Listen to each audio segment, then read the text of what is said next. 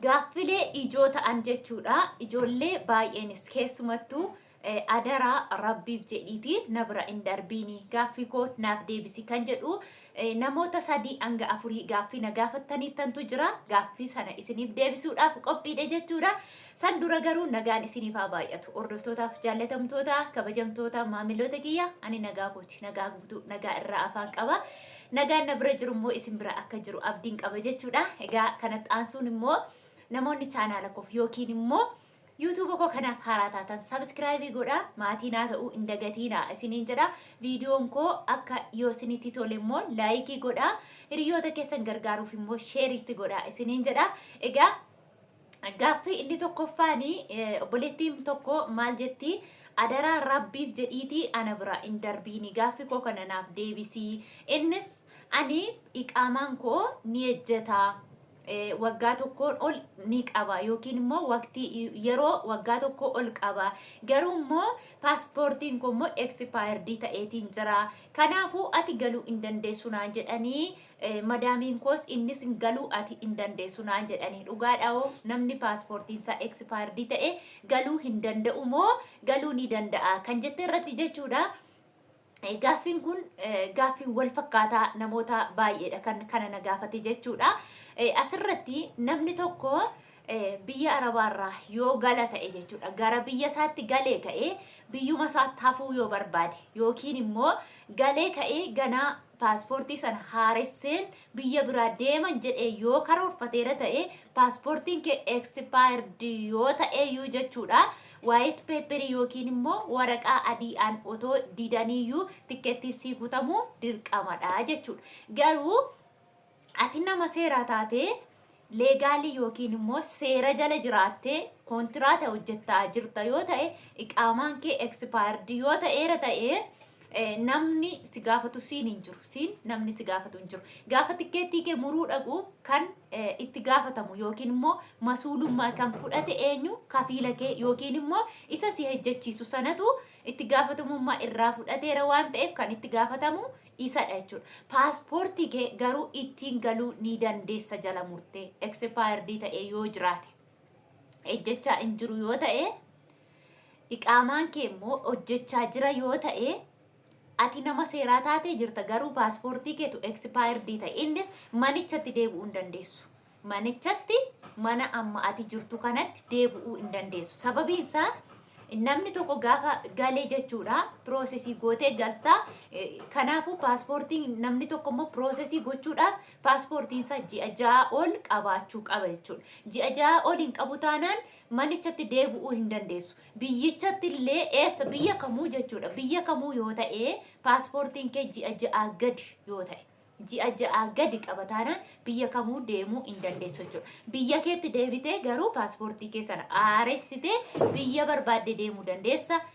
Manichatti illee deebitee deebi'uu ni dandeessa. Sababiin isaa erga paaspoortii kee haaressitee booda iqaamaa kee sanaatiin viizaa hojjetanii si erguu ni danda'u jechuudha isaan.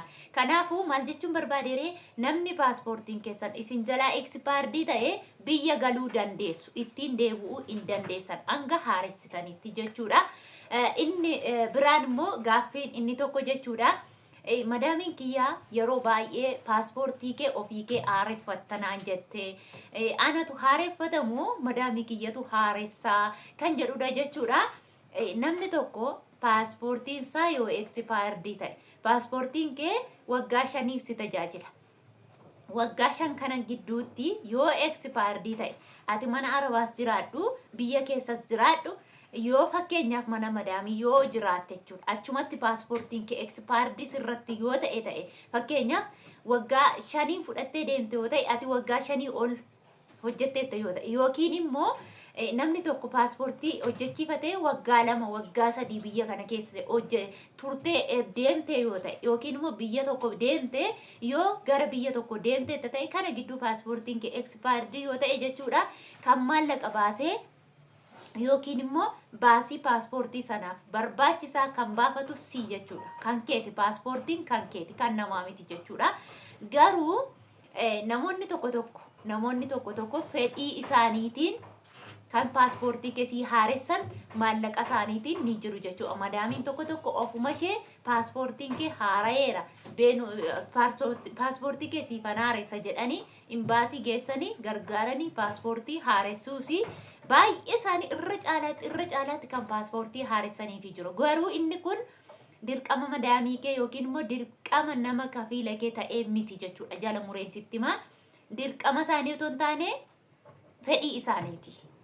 Imbaasii si geessuuf yookiin immoo ati paaspoortii haareffachuudhaaf immoo dirqama isaaniiti jechuudha. Ati mana isaanii jirta taanaan manuma isaanii keessatti expired yoo si jalaa ta'e dirqama isaanii imbaasii geessanii paaspoortii kee akka ati hojjechuu taasifachuu ni dandeessa. Ati guutuu mirga qabda jechuudha. Garuu birrii sii kaffaluuf dirqama hin qaban isaan.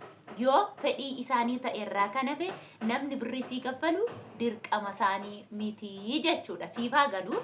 Kanaaf namoonni tokko paaspoortii geessanii gaafa achi geessan birrii maanarraa fuute ani hin kaffalu ati kaffali jedhanii kan irratti wal lolanillee baay'eetu jira jechuudha. Kanaafuu kana beekuu qabdu. Paaspoortiin kan keeti. Iqaamaan garuu expired yoo ta'e waggaa 2 itoo hojjechiisii yoo turanii waggaa 1 hojjechiisii yoo turanii hanga barbaadanii otoo hojjechiisii yoo turan han itti gaafatamu eenyu isaan maallaqa sana ati kaffalu gonkumaa hin dandeessu jechuudha. Maallaqa maalii kan iqaamaa jechuudha. Iqaamaa isaantu waggaa 2 haa ta'u waggaa 1 haa ta'u akka pilaanii isaaniitti yookiin immoo akka ofii isaanii fedhanitti haaressuu jechuudha. Maallaqa sana garuu ati kaffaluu hin dandeessu jechuudha. Kanaafuu namoonni waa'ee paaspoortii irratti jibbinsa gootanii madaamiin kaffaluu didee jettanii madaamii wajjin walitti buutanii hankeessan ta'uusaa beeka. Paaspoortii sun yoo haaressite jechuudha. Fakkeenya amma yeroon haaressee fudhee akkuma fudheen immoo nangalaan jedhe jechuudha. Paaspoortiin sun erga haara'ee dhufee akkuma fudhadhee nangalaan jedhe. Yeroo kana paaspoortiin isaaniif hojjechaa hin jiru. Paaspoortiin kan kooti. Fudhadheen gala. Borus immoo biyya nama biyya kamuu yoon galee ittiin taa'es yookiin immoo biyya biraa yoon ittiin deemes kan itti ejjetate kan itti fayyadamu eenyu kan kooti. Paaspoortiin sun eenyummaa kan kooti malee kan isaanii miti jechuudha. Kanaafuu si haaressuudhaaf dirqama hin qaban maallaqa isaaniitiin. Garuu immoo imbaasii si geessanii yookiin immoo bakka paaspoortiin itti haara'u si geessanii mirga kee eeganii yeroo itti paaspoortiin kee expired ta'utti si bukkee dhaabatanii si geessuun dirqama. Akkuma mana yaalaa si geessan bakka ati rakkatteetti waan barbaadde akkas naa godhaa yoo jettu si geessan akkasumadha jechuudha. Isiniin jedha.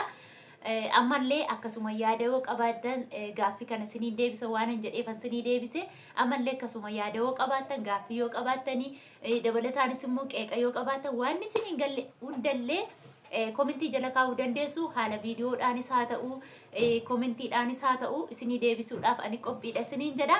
Namoonni isiniitti tole immoo jaalatan immoo laayikii godhaa isiniin jedha. Turtii biraan walitti deebina. Nagaannaa tura.